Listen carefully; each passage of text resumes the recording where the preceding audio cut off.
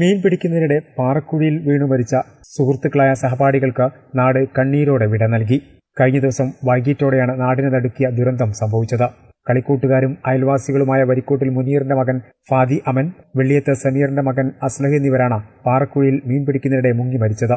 ഇരുവരുടെയും മൃതദേഹം തിരൂർ ജില്ലാ ആശുപത്രിയിൽ നിന്നും പോസ്റ്റ്മോർട്ടം നടപടികൾക്ക് ശേഷം ഉച്ചയ്ക്ക് 12 മണിയോടെയാണ് ഇട്ടിലാക്കൽ ALP സ്കൂളിൽ എത്തിച്ചത്.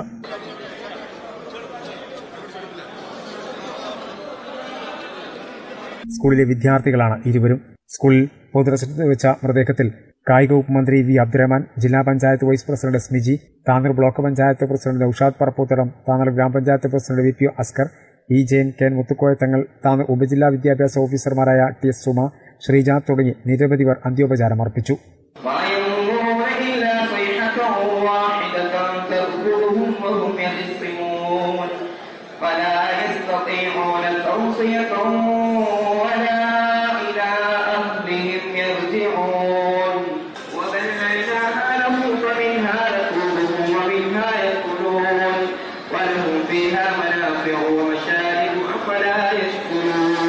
സഹപാഠികളും അധ്യാപകരും നിറഞ്ഞ കണ്ണുകളോടെയാണ് ഇരുവർക്കും വിട നൽകിയത്.